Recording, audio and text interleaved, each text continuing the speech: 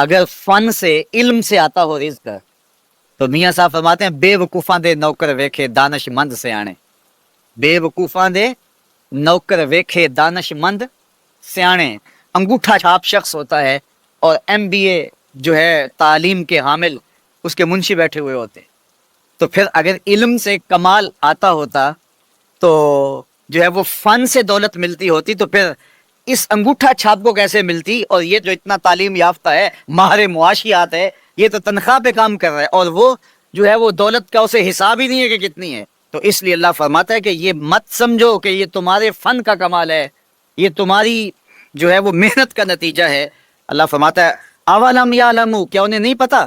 ان اللہ یبسط الرزق لمن یشاء، جس کو چاہتا ہے اس کے لیے رزق کے دروازے کھول دیتا ہے، ویقدر، اور جس کے لیے چاہتا ہے اس کے لیے رزق کو تنگ کر دیتا ہے۔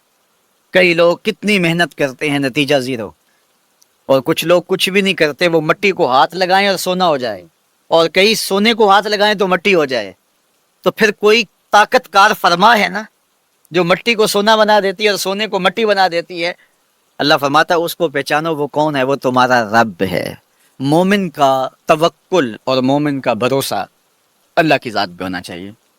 جب ہم اللہ کی ذات پہ اپنا مکمل بھروسہ، جسے توکل کہتے ہیں، قائم کر لیں گے تو میرے اور آپ کے آقا و مولا نے ارشاد فرمایا کہ اگر تم اللہ پر توکل کا جو حق ہے وہ ادا کر دو تو وہ تمہیں ایسے رزق عطا کرے جیسے پرندوں کو عطا کرتا ہے۔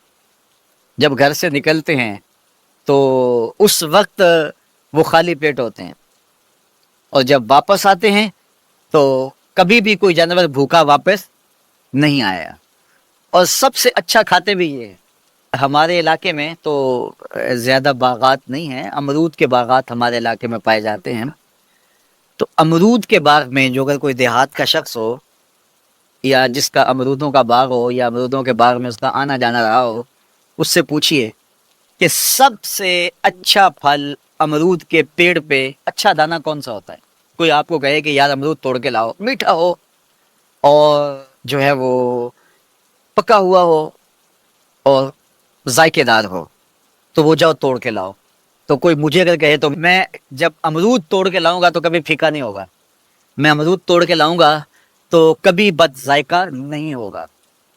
آپ مجھے پوچھیں کہ آپ کے پاس کیا فن ہے؟ میرے پاس فن یہ ہے کہ میں نے امرودوں کے باغوں میں جو ہے وہ بچپن گزارا ہے، اور مجھے پتا ہے کہ اچھا اور پکا پھل کون سا ہوتا ہے۔ لیکن میں آپ کو نشانی بتا دیتا ہوں، اب نئی نسل انہوں نے نہیں دیکھا، آپ باغ میں جائیں اور شاخوں سے لٹکے ہوئے امرود دیکھیں، جس امرود کو طوطے نے کھا کے چھوڑا ہو اس کو آپ توڑ لیں، میٹھا بھی ہوگا، ذائقے دار بھی ہوگا، ایکسپورٹ کوالٹی سے بھی بہتر ہوگا۔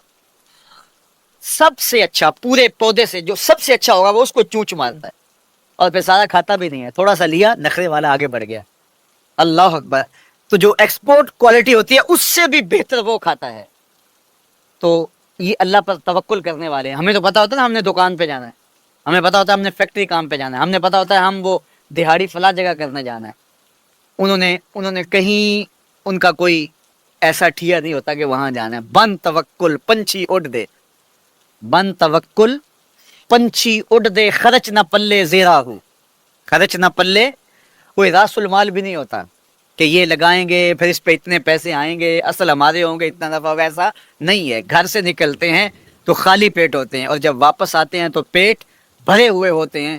میرے اور آپ کے آقا و مولا نے کہا، مجھے پورا یقین ہے اس پہ، اور آپ کو بھی پورا یقین ہونا چاہیے، انشاءاللہ ہوگا، کہ میرے حضور نے فرمایا کہ اللہ پر جو توکل ہے وہ حق ادا کرو، پھر وہ تمہیں ایسے رزق دے گا جیسے پرندوں کو دیتا ہے، تمہیں پرندوں کو دیتا ہے، ایکسپورٹ کوالٹی۔